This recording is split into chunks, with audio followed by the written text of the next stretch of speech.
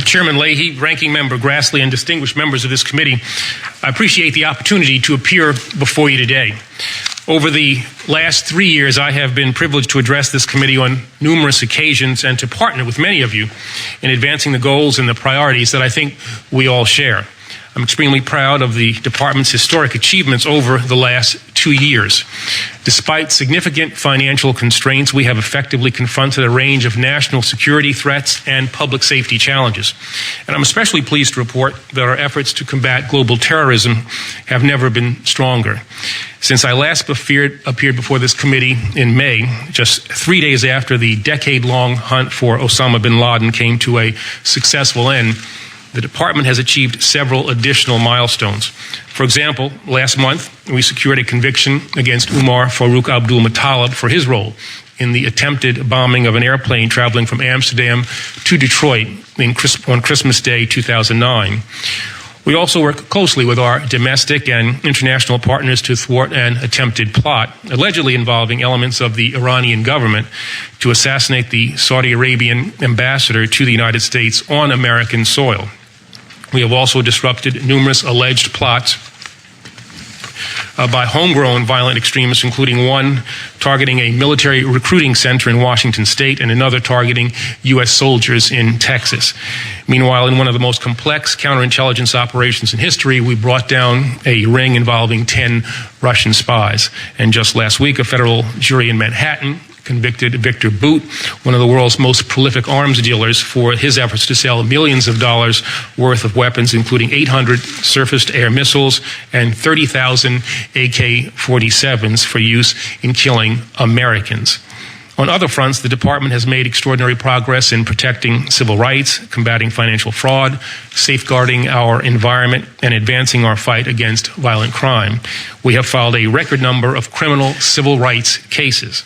And in the last fiscal year, our Civil Rights Division's voting section opened more investigations, participated in more cases, and resolved more matters than in any other similar time period in the last dozen years. The section is also immersed in reviewing over 5,500 submissions for review under Section 5 of the Voting Rights Act, including redistricting plans and other proposed state and local election law changes that would impact the access that some Americans would have to the ballot box. We've also worked to ensure that states do not institute an unconstitutional patchwork of immigration laws. In recent months, the department has challenged immigration-related laws in several states that directly conflict with the enforcement of federal immigration policies. Not only would these laws divert critical law enforcement resources from the most serious public safety threats, they can lead to potentially discriminatory practices and undermine the vital trust between local jurisdictions and the communities that they serve. The department has also focused its efforts on the fight against financial fraud over the last 2 years by spearheading the Interagency Financial Fraud Enforcement Task Force and successfully executing the largest financial and healthcare fraud takedowns in history. In addition, we secured a conviction in the biggest bank fraud prosecution in a generation, taking down a nearly $3 billion fraud scheme.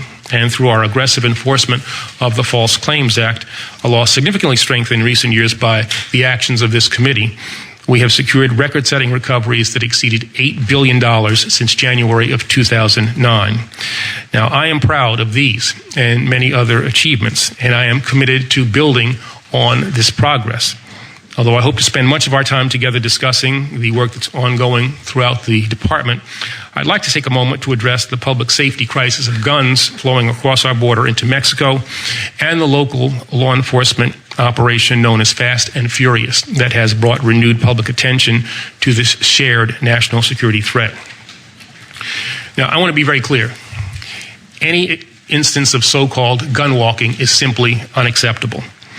Regrettably, this tactic was used as part of Fast and Furious, which was launched to combat gun trafficking and violence on our southwest border.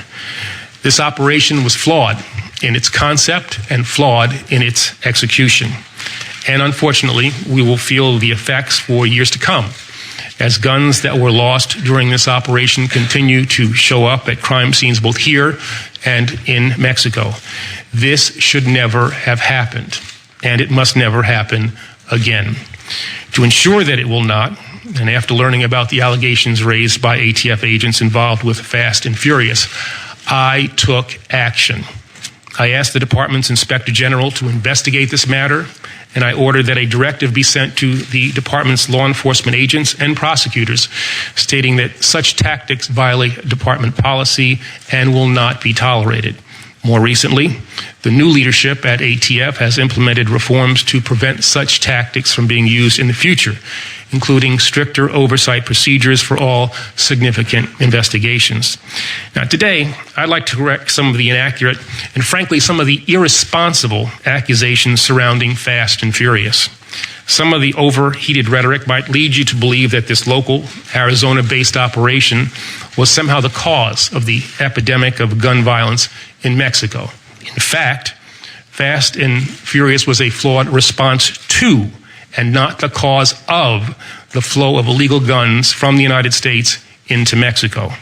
As you all know, the trafficking of firearms across our southwest border has long been a serious problem, one that has contributed to the approximately 40,000 deaths in Mexico in the last 5 years. As Senator Feinstein highlighted last week, of the nearly 94,000 guns that have been recovered and have been traced in Mexico in recent years, over 64,000 of those guns were sourced to the United States of America. 64,000 of 94,000 guns sourced to this country.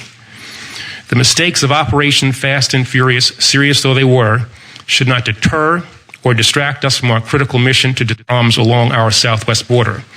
I have supported a number of aggressive, innovative steps to do so, and our work has yielded significant successes. We've built crime-fighting capacity on both sides of the border by developing new procedures for using evidence gathered in Mexico to prosecute gun traffickers in U.S. courts, by training thousands of Mexican prosecutors and investigators, by successfully fighting to enhance sentencing guidelines for convicted traffickers and straw purchasers, and by pursuing coordinated multi-district investigations of gun trafficking rings. This year alone, we have led successful investigations into the murders of U.S. citizens in Mexico, created new cartel-fighting prosecutorial units, and secured the extradition of 104 defendants wanted by U.S. law enforcement, including the former head of the Tijuana cartel. Now, this work has undoubtedly saved and improved lives in the United States as well as in Mexico, and I am personally committed to combating gun trafficking and reducing the alarming rate of violence along the southwest border by using effective and appropriate tools. Now, like each of you, I want to know why and how the firearms that should have been under surveillance could wind up in the hands of the Mexican drug cartels. But beyond identifying where errors occurred and ensuring that they never occur again, we must be careful not to lose sight of the critical problem that this flawed investigation has highlighted. We are losing the battle to stop the flow of illegal guns to Mexico. This means, I believe, that we have a responsibility to act.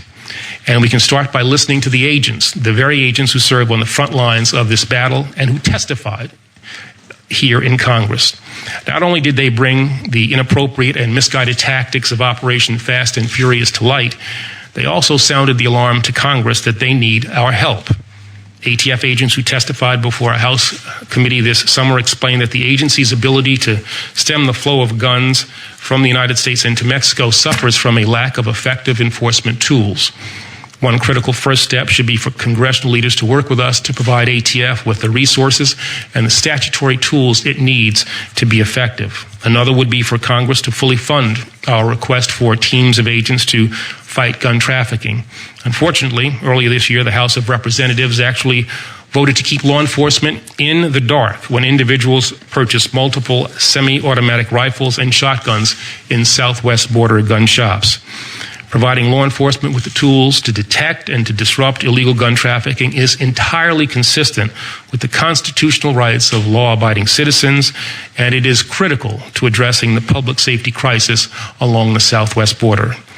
Now, as someone who has seen the consequences of gun violence firsthand and who has promised far too many grieving families that I would do everything in my power not only to seek justice on behalf of their loved ones, but also to prevent other families from experiencing similar tragedies, I am determined to ensure that our shared concerns about Operation Fast and Furious lead to more than headline-grabbing Washington gotcha games and cynical political point scoring. We have serious problems to address, and we have sacred responsibilities to fulfill. We must not lose sight of what's really at stake here: lives, futures, families, and communities. When it comes to protecting our fellow citizens and stopping illegal gun trafficking across the southwest border, I hope that we can engage in a responsible dialogue and work toward common solutions, and I hope that we can begin that